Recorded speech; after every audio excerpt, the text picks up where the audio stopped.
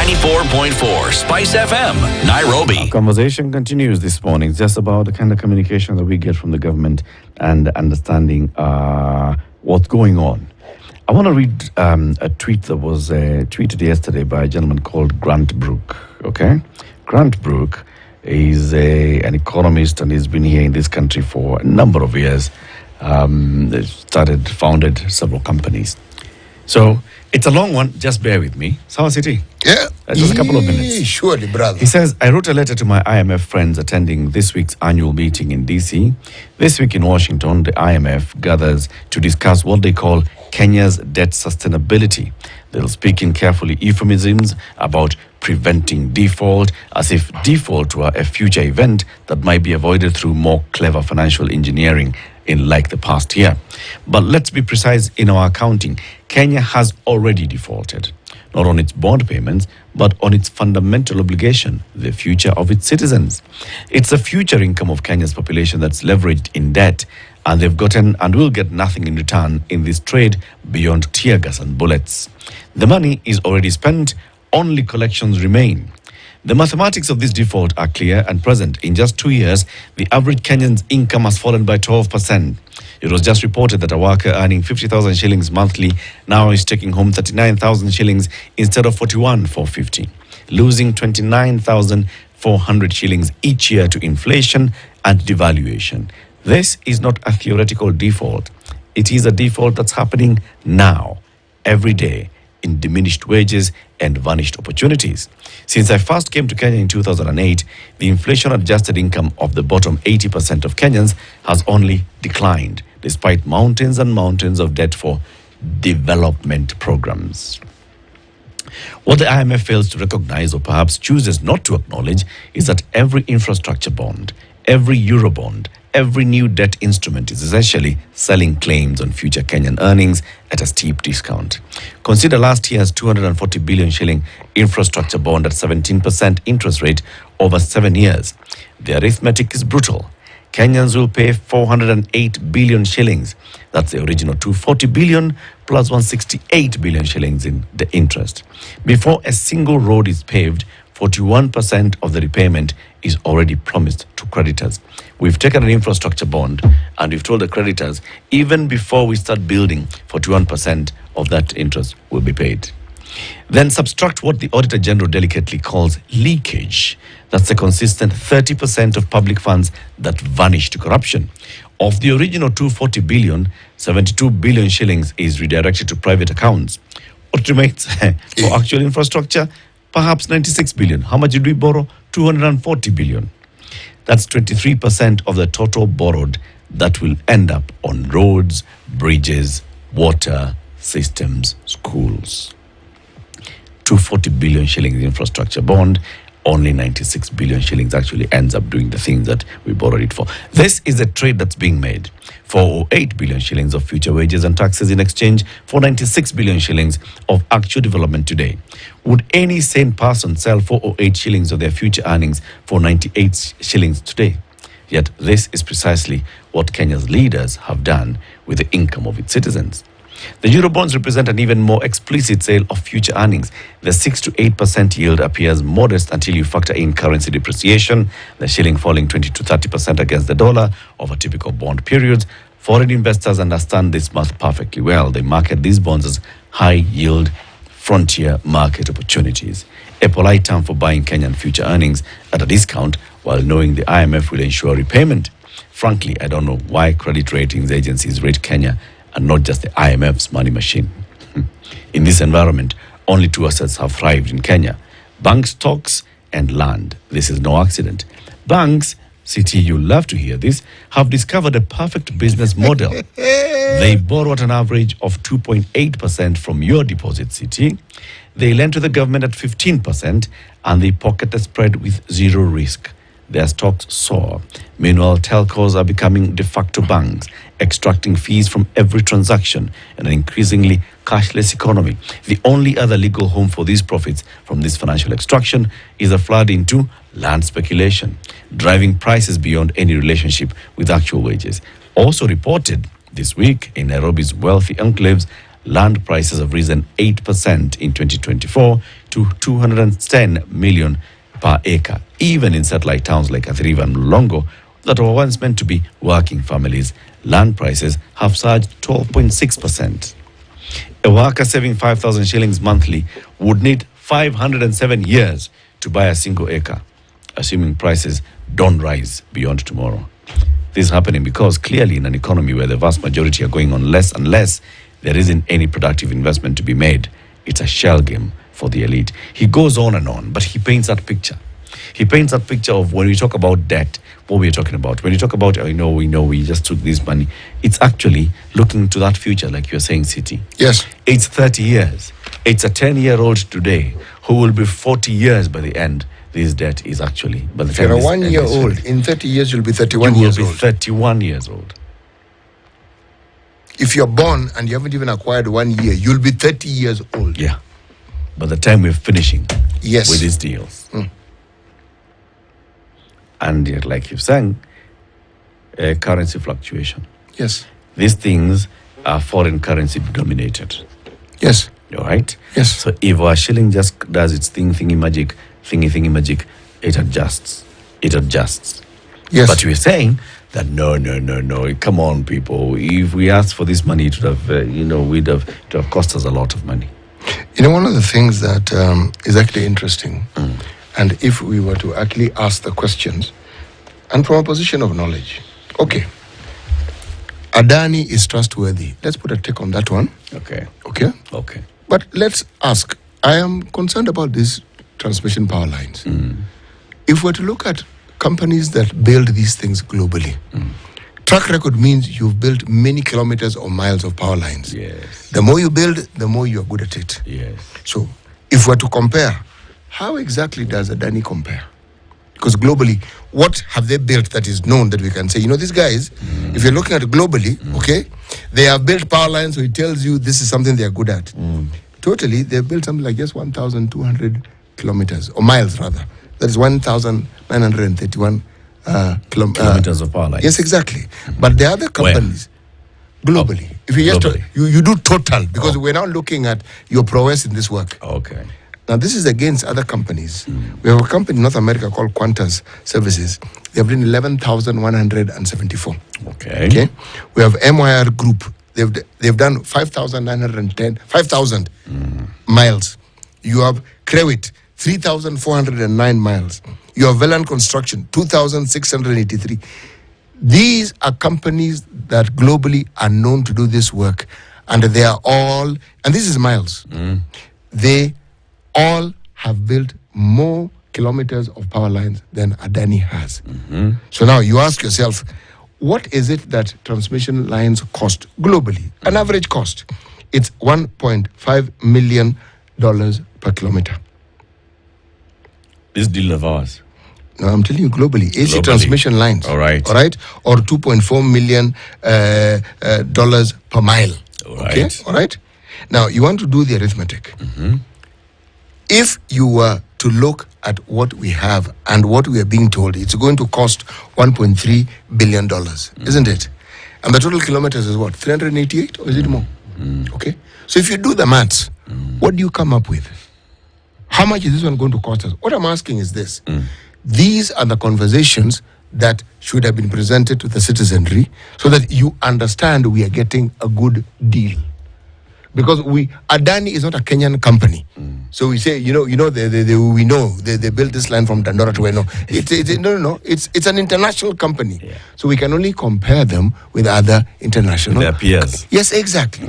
Okay. And if we look at their peers, there are other people who have done these same things and they've done more of it. So why then do we choose them? See the why question. And telling us they've done work, we get it. They have. Yep. But why them and yet there are others? Why them? Yep.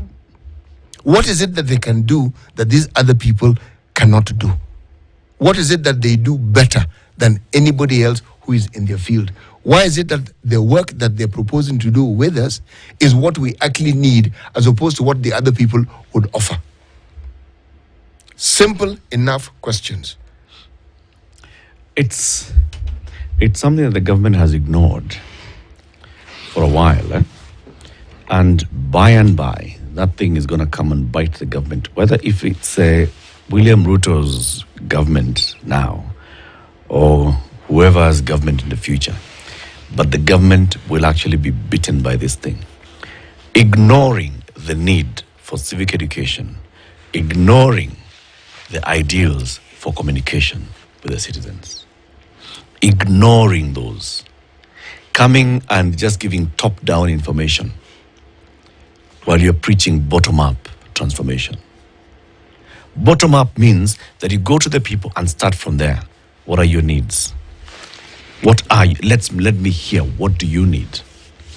How do you suppose we do that? Okay, so this is how we can do it. Are we in agreement? All right, so let's do it. That is bottom up. But sitting and locking yourself up in a boardroom and deciding and then coming to say, and then people say, "Aye, but what is that? This thing is good. You give me the job to go and can you let me do my job? This thing is good. See, I've told you it is good. Yeah. And we're saying we are Did not. you give me the job to go and do these things? Yes, the answer to that question is yes. You gave me the mandate. Yeah, and you the answer is delegated yes. your authority to me. It is yes again. So then listen to me. We are listening. We are actually listening. That is the reason why we are saying, having listened, can you also give us information about this and the other? Please, respectfully, give us this information so that we can agree with you as you have agreed with yourself and the individual you've brought or the company you brought, because you understand things which we don't understand. Why? You have information we don't have. So share this information with us, please. Because indeed, we have delegated this power to you. Yes. Now, can you also now cascade it down to us so that we also are on the same page with you? So that when you say we're moving forward, we are moving forward from a position of knowledge, and we will not be asking more questions because you'll have answered the questions that we had asked. Yes. It's just, it's refusing to accept some of these basics. Yes. And like we're having a discussion yesterday with Suba Churchill here, and we asked ourselves, what's our true north? Our true north is the Constitution. It is. Chapter 1 of the Constitution establishes the sovereignty of the people of Kenya and the supremacy of the Constitution. Chapter 2 establishes the Republic, right? And then Chapter 3 brings in the Bill of Rights. Chapter 3 is the citizenship, right? And then we've got the Bill of Rights, Chapter 4. There's a reason why those things are sequentially like that. Number one, establish that all sovereign power belongs to the individual citizens of the Republic of Kenya, the people, and shall be exercised only in accordance with this constitution. And then it goes down to say the people may, optional may, all right? Goes on, right? After that, it says that the senior most supreme law of this republic is this document called the Constitution. Any other piece of legislation is secondary to this Constitution and must conform to what this Constitution says. After that, it says this is a republic, which means we do not have a king.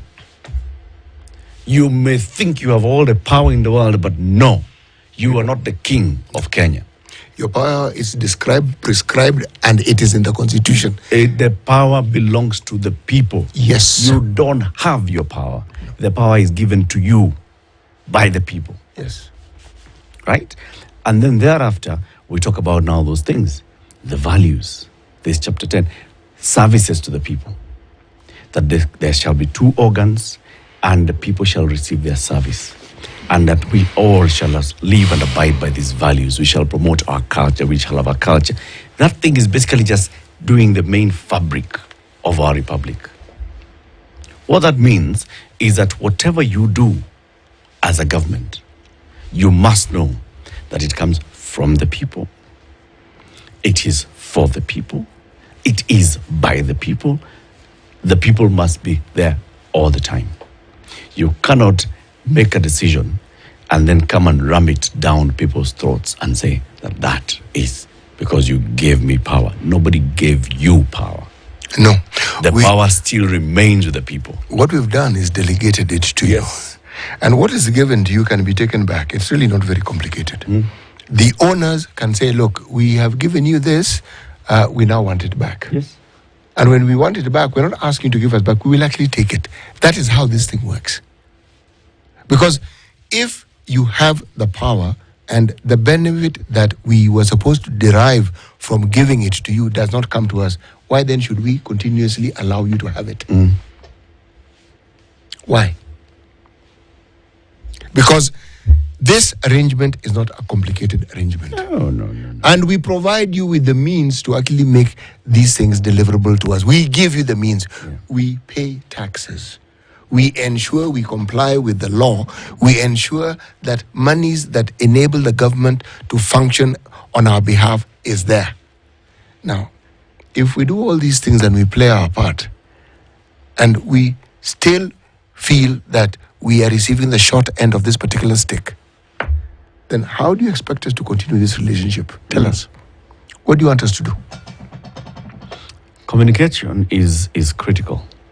Communication is a responsibility that those in positions of leadership have. Okay? And it starts with just civic education. First of all, just understand our laws. Understand that you're the sovereign. Understand that you have delegated your power to me. Understand that this is the kind of relationship that we have, you and I. You're the boss.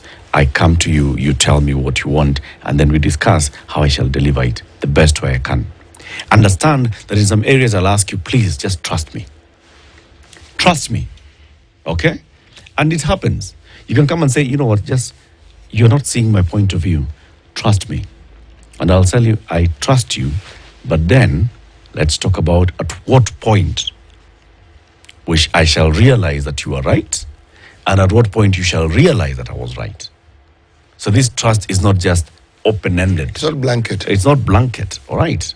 So all those things are important, and that's where the communication bit then comes in. When all these government agencies, all of them admit that, you know, because of our poor communication, we're having these challenges in implementing these projects. Because of our poor communication, we're having this pushback from the citizens. Because of our poor communication, we are not able to bring in on board more taxpayers. Because of our poor communication, then just fix the communication if that's the issue. Because that's clearly the issue. If you've really recognized it and known it's the issue, it's within your purview and you have the ability and the means to change it. You know, the trust is something that is earned over time. And the only way it is earned is when one demonstrates and one can see and one has experience that the things that you say you will do, or the things that we know you ought to do, get done. Even if they are not completed, but it is communicated, then the understanding is easier. If you start off and it becomes apparent over time that this thing which you said you would do is now difficult and it cannot be done, it is communicated. We will grumble, we will make noise, but we will have been informed. We will know.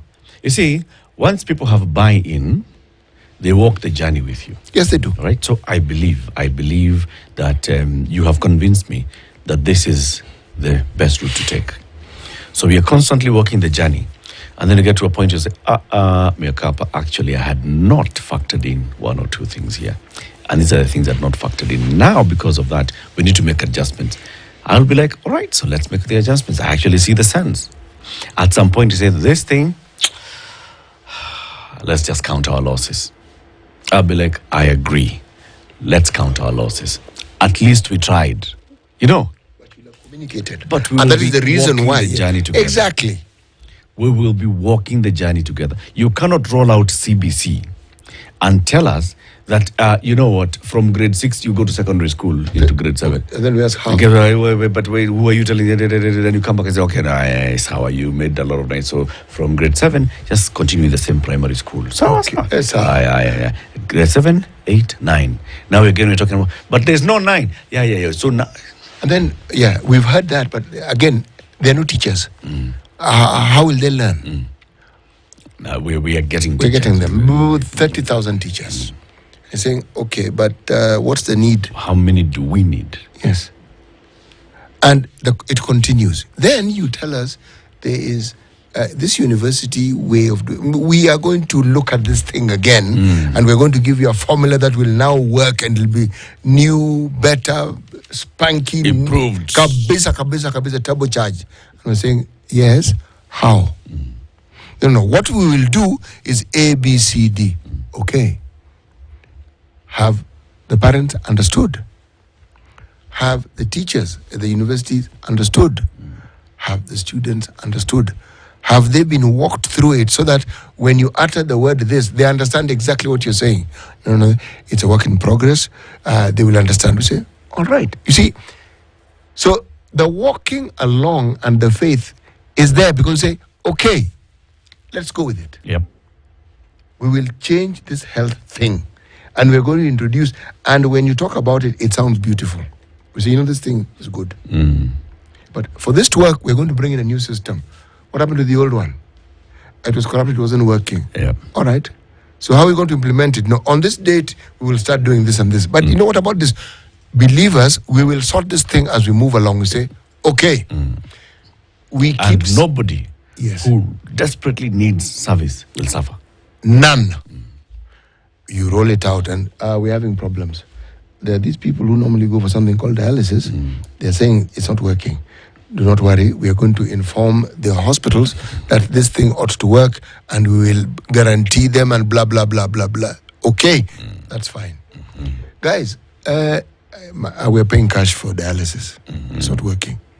Okay, so what do we do here? See, the question of what do we do is always being asked. No one has said go to hell. They're saying, what do we do now?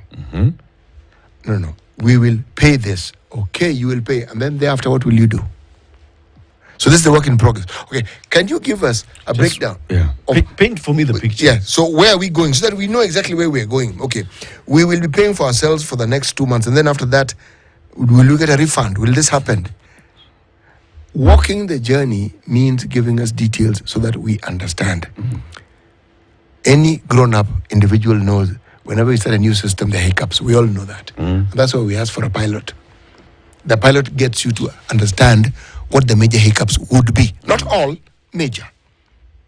Some will only work when you've rolled it out universally. When it's just a few places, you will not quite know. But again, it makes it easier to walk the journey. A problem arises, tell us, this is how we're going to solve it. We'll say, okay. We will wait. Something else we'll say, oh, we keep saying, okay. We keep saying, okay. Now, if you've seen us saying, okay, when you've explained, what stops you from explaining everything to us? So that we can say okay to everything, not okay piecemeal.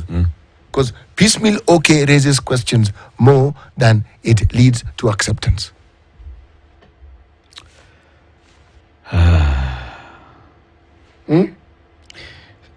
Samuel Mashari is saying it's a communication issue. Okay. Who's dropping the ball? Is it the government or is it journalists? Well, journalists are not the government's communication officers. No, we are not. No. We are not. We only amplify. That's all we do. If we talk about patients of a problem, it's because we've been told. We only amplify. And there are people if the among government us. communicated, Yes. would amplify the message. Yes. And sometimes some of us are people who are in that category of patients, so we know from them. Yes. Well, in the next hour, we're going to deal with another communication issue. Okay? The government has a policy and has been pushing and driving towards implementing nuclear power in this country. But the people in whose neighborhood the first power plant is to be erected are up in arms. Many of them don't understand. Many of them hear different things. We'll have an activist who's joining us at 9 a.m. to discuss exactly that. 9 news time.